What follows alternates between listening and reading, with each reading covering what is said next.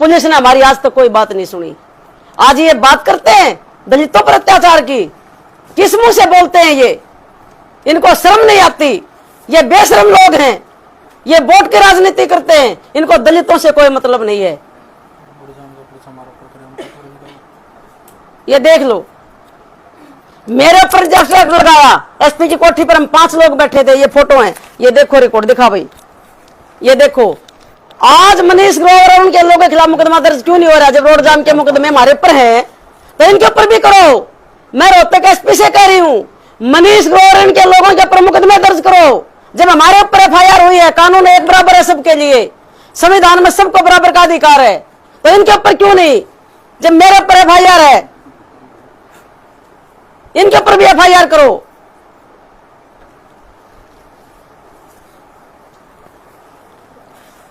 कल मैडम जो झगड़ा हुआ था, वो झगड़ा तो कुछ और था, पर इसमें कास्टिज्म लाई गई। देखिए, दलितों को हमेशा यूज किया गया, उनका मिसयूज हुआ है, चाहे वो कांग्रेस हो चाहे बीजेपी हो। आप क्या मानते हो? कांग्रेस ने दलित अध्यक्ष बनाया है हरियाणा का, क्या उसको पावर दी है? वो दलाल है, वो तड़वे चाटता भूपेंद्र हुड्डा दीपेंद्र हुड्डा के।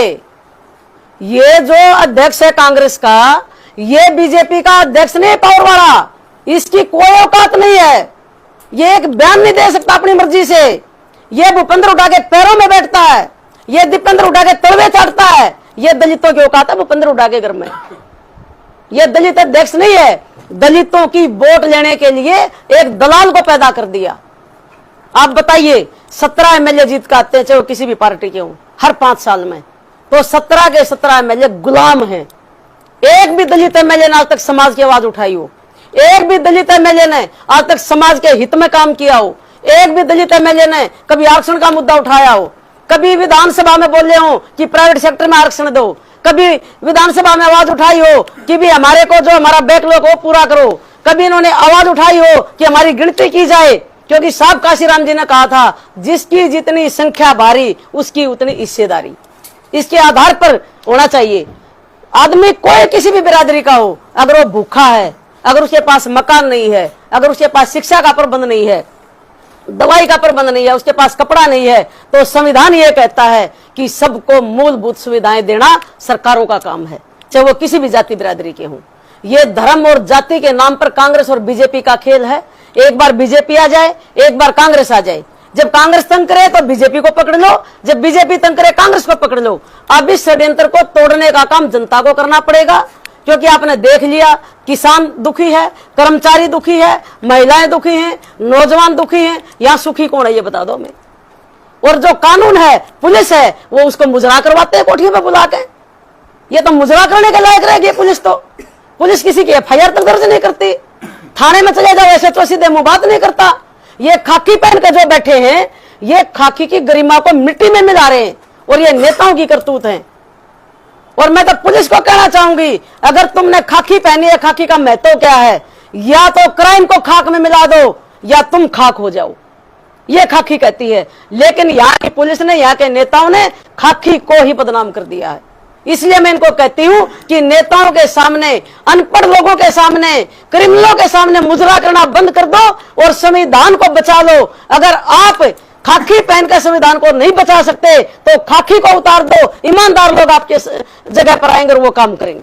70 साल आजादी को हो चुके हैं, क्या कारण मानते हैं कि अभी भी जो दलित समाज और नेताओं के पीछे चल जाता है, अपना नहीं सोचता? वही देखिए, आरएसएस और जो बीजेपी कांग्रेस है, इनका एक षड्यंत्र है।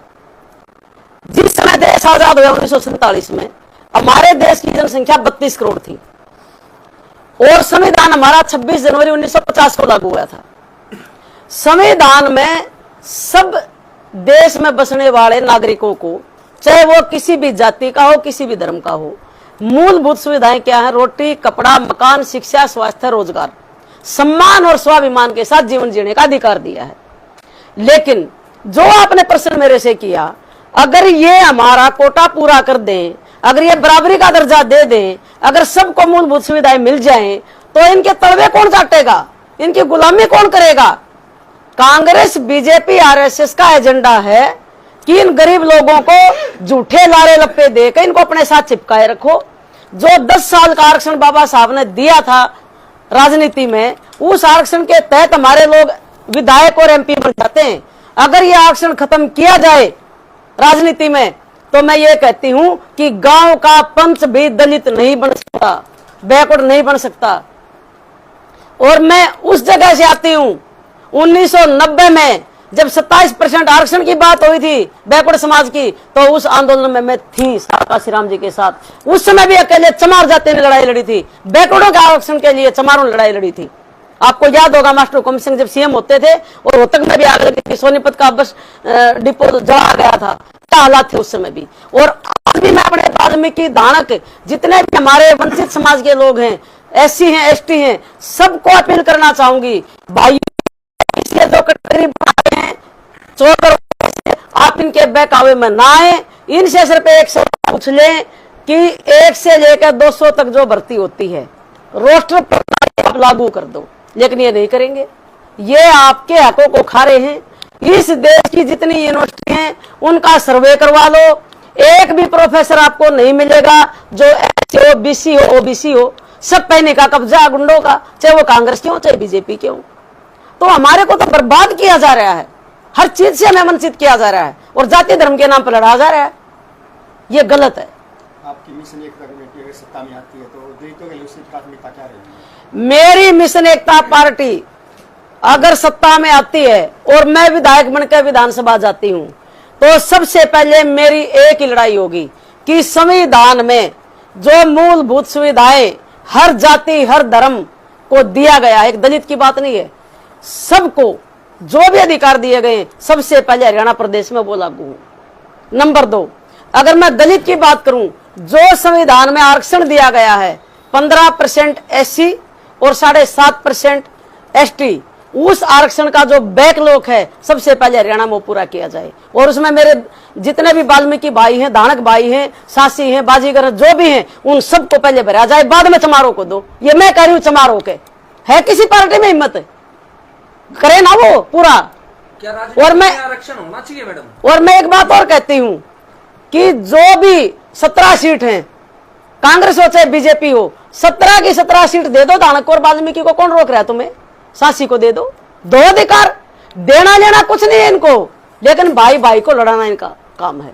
और जब मैं विधानसभा में जाऊंगी, मेरा एक ही सवाल होगा इनसे कि जो प्राइवेट क्षेत्र है, जो आपने सारे सरकारी महकमों को प्राइवेट कर दिया, उसमें आरक्षण लागू क्यों नहीं किया?